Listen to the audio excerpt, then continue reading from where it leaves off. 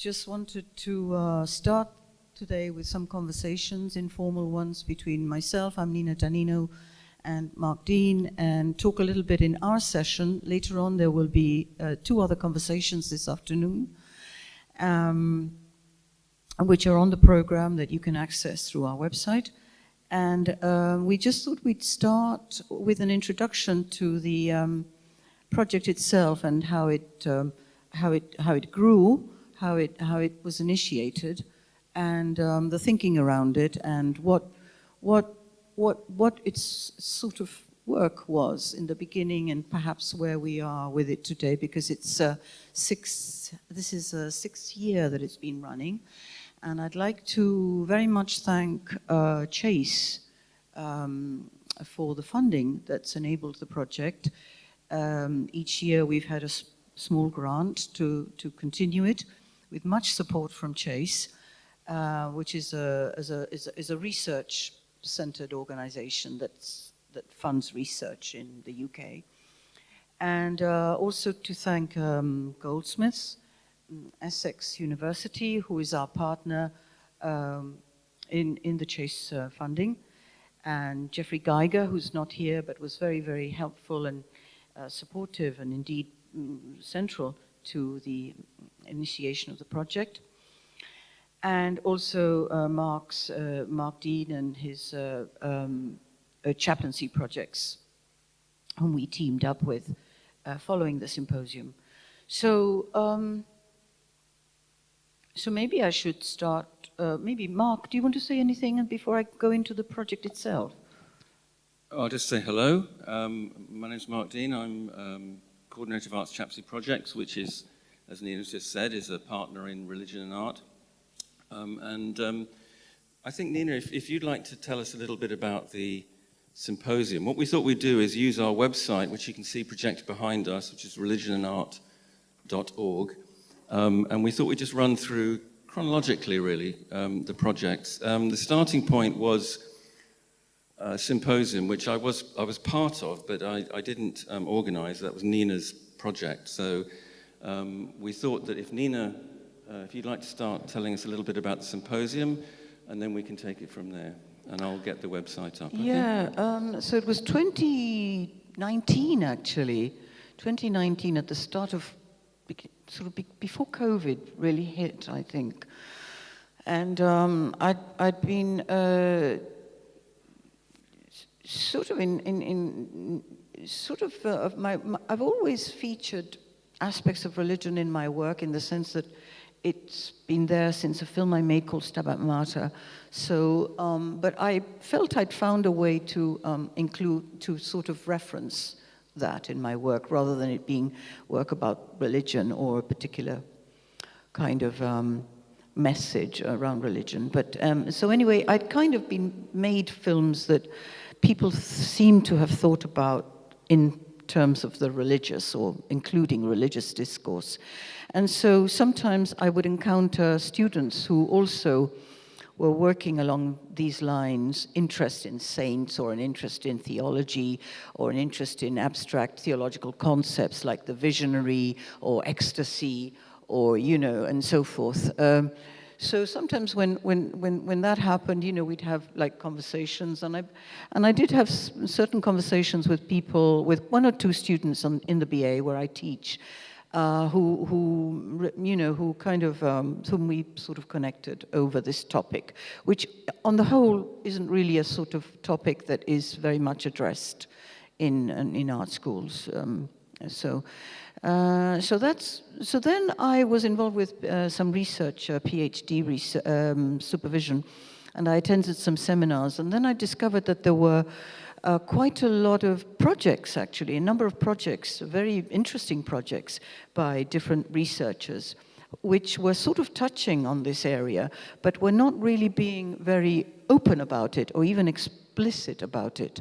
And I remember one seminar that I went to, you know, was around, you know, the evangelical church. And so the whole topic was sort of couched more in spirituality, in terms that were more familiar with in the art world. So I thought, well, you know, people seem to be doing work around religion, maybe, and they was making work around quite theological issues or issues of, the institutional church in some cases, but they weren't really saying weren't really talking about it openly. So I thought that I would create a space, given that there seemed to be people working, on their research projects and some in the BA, and create a space to make it possible for people to talk in whatever way they wanted about their research interests. And one of them was Teresa Calonge, who's here today and will talk later on. She was part of that PhD cohort that I thought was really, really interesting. So together with a BA student who became a fellow in the project, Elena Unger, I organized the Religion and Art Symposium. I called it that in order to sort of confront the issue of the it was a little bit of a confrontational kind of title in the sense that that's what it was. It wasn't about spirituality. Of course it was about spirituality, but I didn't want to use the familiarity of the term. I wanted to use something that would really tackle the topic head on in some ways and create a kind of clash, if you like. And from that clash, something could happen that was more interesting than just the accepted codes through which these topics could be discussed. Because I was interested in, what could happen in that relationship. So that's what we did. I mean, organized a symposium with 13 presentations.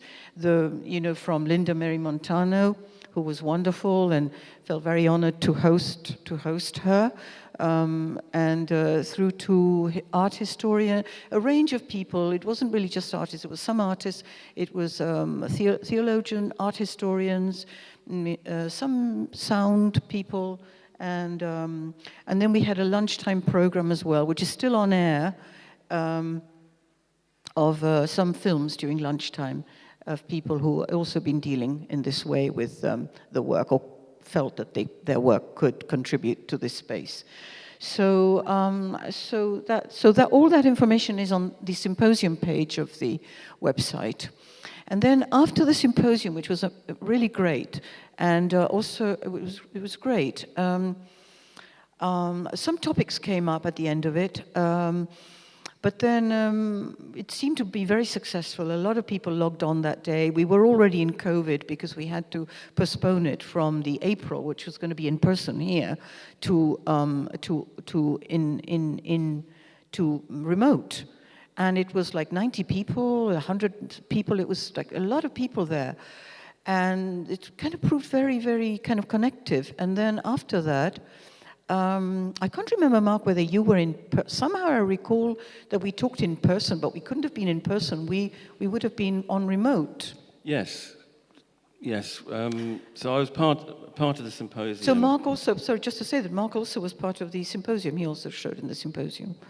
And so I was aware of it kind of from the inside, and I was really struck by by the direct approach that Nina had taken. I should probably say that I taught fine art at Goldsmiths myself for 10 years. I'd left by the time the symposium had happened, but it meant that I was very familiar with the context, and while I was teaching at Goldsmiths, I was also began a process of ordination in the Church of England, and subsequently became a chaplain at University Arts London. Started something called Arts Chaplaincy Projects, which this is our website. You can just check it out. But when I was part of after the symposium, I was really struck by the two things, really. One, the intention, Nina's kind of direct intention, which she's spoken about, but secondly, the response, which you touched on, Nina. But because it was very. It seems to have gone up. Yeah. It was early-ish days of COVID, and so we were still getting used to sort of Zoom etiquette, yes. And actually, people stayed on afterwards. It's kind of rare. It became a rarity, yeah. But But they started on. We started off, and people just sort of stayed on, as you might if we'd been in person, and just talking. And a lot of people were very open. Actually, it really struck me, and clearly keen on connecting too. So there was a sort of double need for connection. And so I thought, and I'd already been doing some things online through Arts Chapsy projects. We did a project where 100 artists came together and made an exhibition online. So I'd already started doing things online, like many of us actually. And so I just thought, well, I wonder if we could just, in a way, continue that conversation. So I did contact you, Nina, and ask whether you'd like to explore setting up some sort of forum. And this led us to... I think that was directly after the conference itself, actually. Yes. Yeah, he said, yes, exactly. Yeah. So then we set up something called Religion Art Forum, which by the time we'd sort of got it organized, it took place the following year, 2021. And we had, let me see now, 8 sessions across the year, where I think we had a lot of artists showing. It's all documented on the website, so you can check that out. There's an archive there. And one thing that we found was that by that point, people were less willing to speak openly online because we'd kind of learnt how things work a bit more. And so the dialogue was less of a kind of online conversation and more, I think Nina used this phrase, the dialogue was between the presentations. Yeah, because I think, because each person made a short presentation of about up to 20 minutes, I seem to recall, and it was very much a presentation. So it was more like the artist talking about their work rather than maybe, it was mainly artists talking about their work, although I think it was mainly that. So it was a sort of step back from the work and artists presenting it. So I guess they'd had time to consider how they did want to present the work rather than perform it, although there were extracts of the work in the presentations often. And also the other thing maybe to say, Mark, is that we put a call out for submissions and we had a lot of interest. And so we decided that we'd use a kind of very inclusive kind of method where people were included. And we sort of divided up the budget and the time according to those who have wished to show work. And I thought that was great because it took the weight, any weight of selection or curatorial selection and this kind of thing off us, but made us concentrate much more on sometimes the combination of artists, but also the kind of content and the topics that they were dealing with. Yes, I think that's a very important aspect. I mean, we didn't advertise the fact that we were not really being selective. It was more a principle of openness and a desire to, I think, do 2 things. One, and this by the way, this links to the Hillel's 3 questions, which we must register. When we, just as a little bit of context for this, we're going to go, we'll have time. Our plan is to go through all 6 iterations of religion and art. We're on the 2nd one now, the forum. Yeah, but each time we've come up with a slightly different approach to the overall project. And just jumping ahead to this one, when we discussed what we were going to do, well, actually, to be honest with you, at the end of each year we go, that's it, never again. And then we sort of have a breather, and then we say, well, should we have okay, we'll do one more. And so that's how it's been. So this time we thought, okay, well, yes, let's do one more. Well, if I may interject, that's partly because our funders, Chase, are so interested and supportive. One doesn't have to, it's really an important part of the generative aspect of the project. Yeah, but we should also say, I think, that funding is really for the technical side of things. So all the presenters have done everything gratis. Oh, yeah. And we're very grateful for that. So it's a community effort, and we're very mindful of that. And so we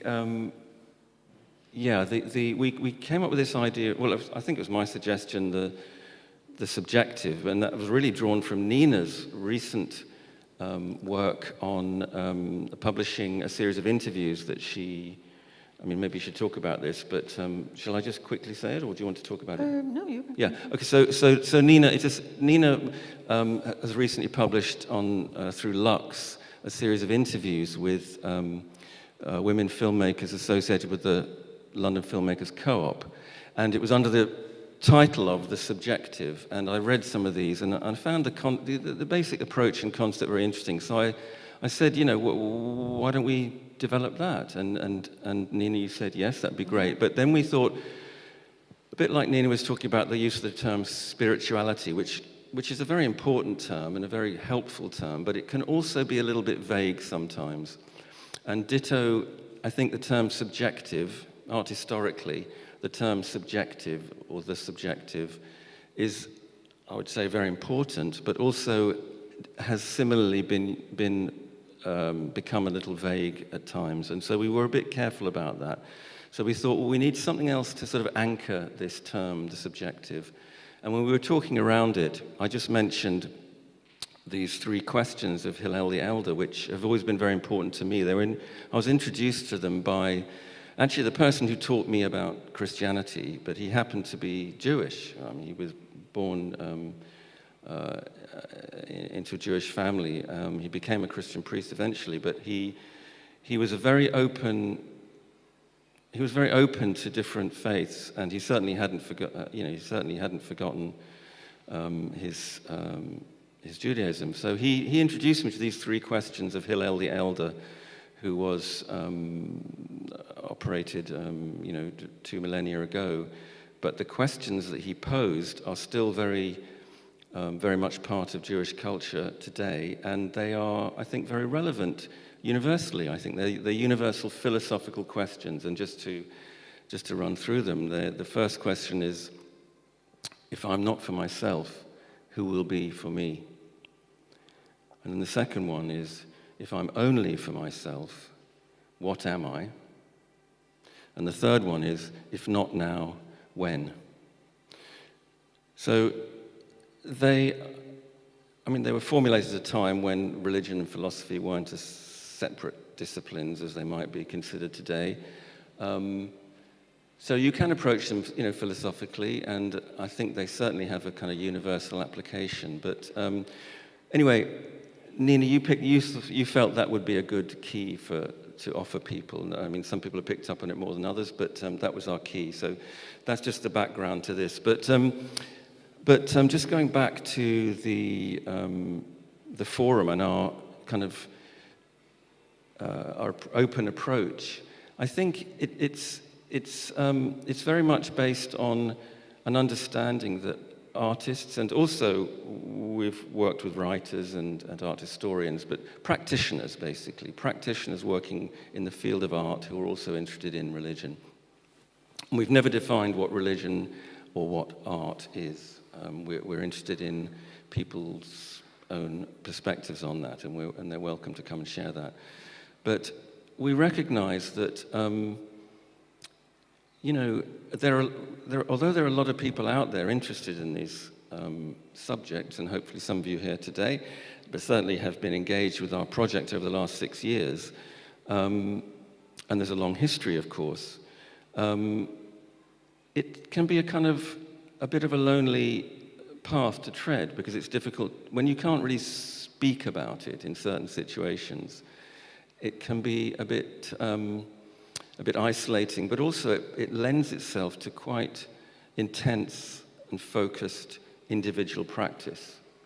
And we're interested in those focuses. So I think that lends itself to the first question: if I'm not for myself, who will be for me? We sort of understand that's where I'm coming from, and I think it's where a lot of people who gathered in this around this project are coming from. But of course, the second question, if I'm only for myself, what am I? I mean, even just in art terms, if you're just making it and never showing it to anybody, what is it? And so there's this need to communicate as well. So we've tried to basically, through all the iterations of what we've done, we've tried to make space for individual practice, but also build community.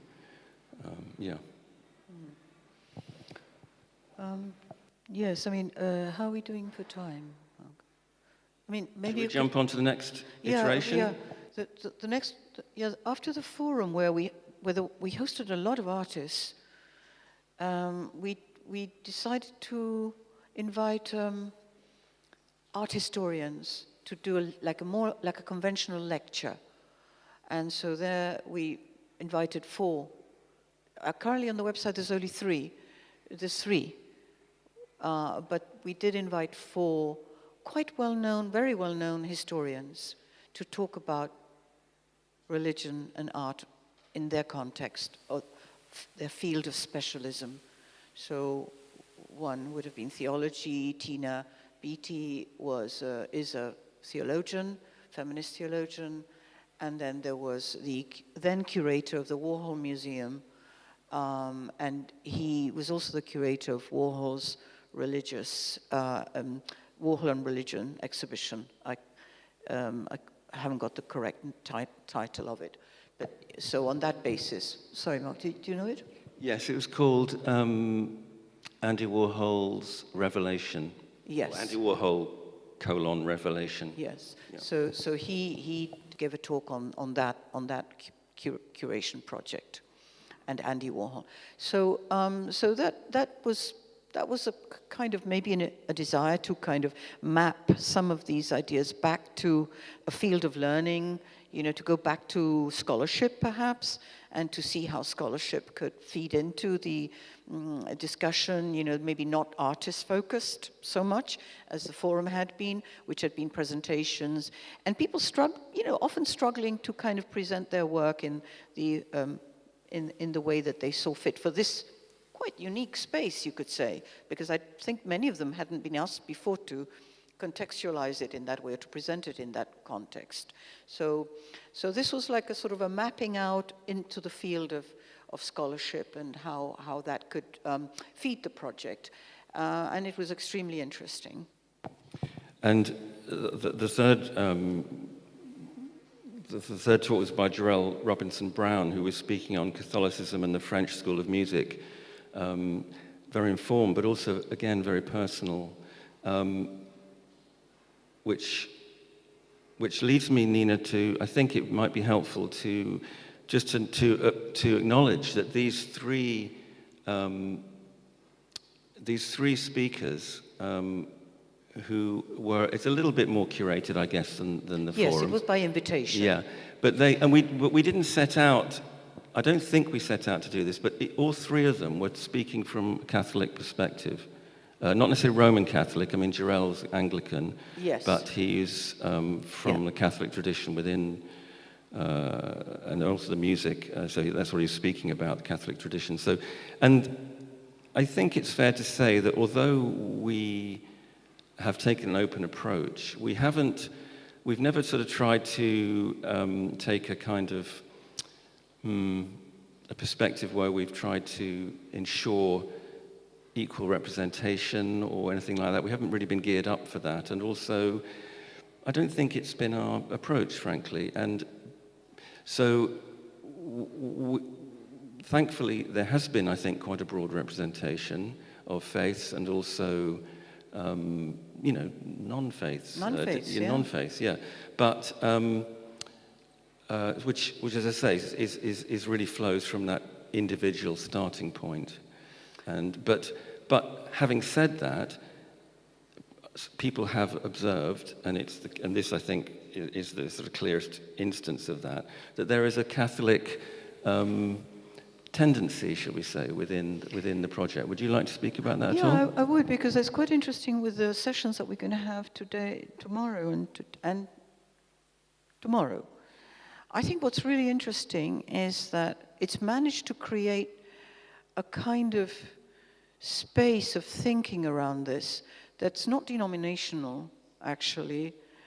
It's not these are speaking from, of course, Warhol was a Catholic, so, but it's really interesting that the range of artists showing and the kind of ways that they're introducing their work or thinking about their work is quite far from any kind of denominational specificity or, and I think what's really interesting to me is that actually at last we've sort of gone through this whole process, because I felt that when I was using religion, I'm Catholic by birth and so forth, and of course my interests come from that. I'm interested in that kind of line of art and so forth, but my main interest in adopting a religious register in my own work was through psychoanalysis. It was like one step up. For me, it was one step up from psychoanalysis in the sense of the reach, the ability that you could get to somewhere that psychoanalysis could not deliver. It could not. So for me, it was a register and a discourse. But it doesn't mean to say that it wasn't itself as well. It's not like it's a stepping stone or something. I'm not saying that. But what's really interesting about the range of work tomorrow is that it's kind of there, doing this engagement without having to, engagement with different forms of, let's say, maybe different forms of its own interest in how it engages with this, and its own self-explanation and presentation of it. Each artist presents it in their own way. So what I find really interesting is how a sort of an internal language is evolving in terms of like how each artist is talking to themselves and presenting their own work, which is like individual. I think that's really, really interesting. I don't know whether that makes sense or not, but it's kind of like each artist is working out their own language, and I think that and their own relationship to this broader field, and I think that's really interesting. And I think we're both, we're both artists. We're both committed to that. We're both. I mean, I don't teach so much anymore, but we're both committed to an art education process that is. I hope still based on individual practice, developing individual practice. Totally. But of course,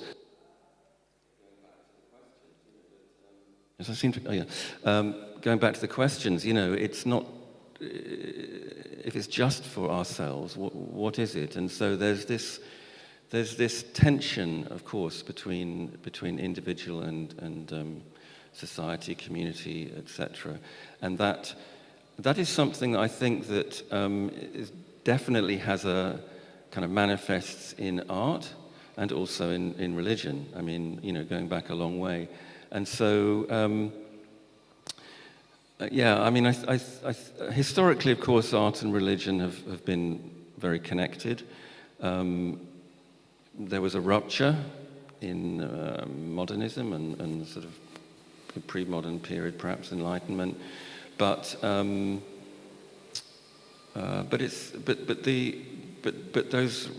I always think of it a bit like a divorced couple. You're kind of on the one hand you're most antagonistic on the planet, but you've also still actually very connected and have a great deal in common.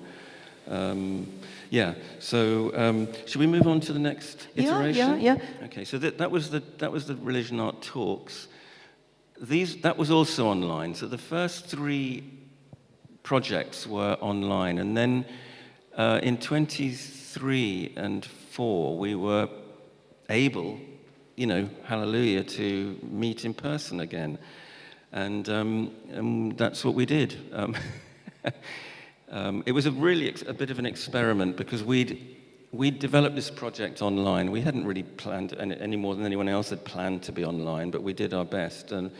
But we realized, we thought we could just translate it back into the live easily, but it wasn't as easy as we thought, was it, Nina? So it was a bit clunky, and we tried to do it a hybrid as well, and it was very difficult, I think, for the people online to have a sense of being there. We've got better at that, partly thanks to Rob, who's who will be, if you're watching online, it's courtesy of Rob, and I hope it's working. I'm confident that it is, because Rob is very... Rob Hall. Rob Hall, yeah. Rob's become sort of part of our team, really, and thanks to Chase. Yeah, we didn't start out with Rob, so until we found Rob, it was a bit clunky, truth be told. But we did our best, and we met at Lumen. Well, also to add that because of Mark, really, we were able to actually have two sessions, or was it one session at this amazing church, St. Stephen Walbrook. It was one session at St. Stephen Walbrook. Session. Before that was Lumen, Bloomsbury, courtesy of Martin. Yeah, that was all Mark that brought that possibility in, and it was fantastic because, we were live, but we were in these amazing spaces.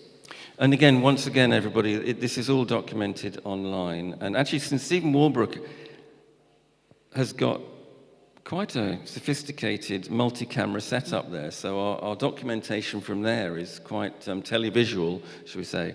And in fact, Nina was performing in that, so I doubly recommend that one. And then should we jump on? Yes.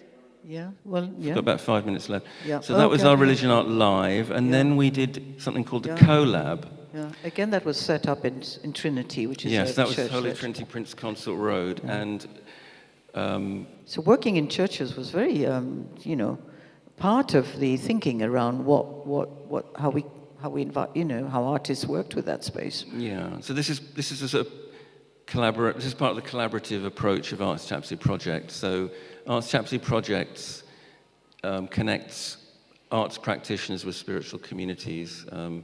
As I said, I'm a chaplain at University Arts London, so students and staff from the university have got involved. We've done things in different, not all churches. I mean, there's been a range of venues. You can check our website, but Heathrow Chapel, Interdenominational Chapel, was a very interesting project. But that's nothing to do with religion art, so I won't digress. But Holy Trinity Prince Consort Road is a church that I had an attachment to for many years. In fact, Martin Israel, who I mentioned earlier, who taught me about the 3 questions of Hillel, was the priest there, and that was like the first church I ever walked into. And decades later, I ended up, working there during an interregnum. So we were based there for a whole year, and met Teresa, who's one of our lead researchers this year, and also Eleanor. Because we thought that we'd hand over a little bit more, and that each session would be curated by, self-curated. And the idea was that, it was a sort of collaborative curation or session. And each one was a collaboration between different artists. And one was a collaboration that was led by Elena, one was a collaboration led by Teresa, and one was a collaboration led with Linda and Scylla V, who's also taking part in this. And Scylla was in London, and Linda Mary Montana was in New York. So that was also with Paul B. Davis, who's one of Paul our colleagues on organ. From here. Wonderful. Yeah, musician. So that was when we were getting kind of a bit more adventurous with our hybrid technology. We were really flying, what do they say, by the seat of our pants? But we had this amazing, with Linda Montana, who's going to be beaming in from New York tomorrow. She did this amazing chant project, with Paul Davis on live organ in the church, and so she was online live from New York State, and Paul was in the organ loft, and that's recorded. It's wonderful. Quite amazing, actually. Yeah. Absolutely wonderful. Yeah. So we've worked. It's been such a privilege. We've worked with so many amazing great artists and speakers, and all very generous. There's a sort of spirit of this thing, which,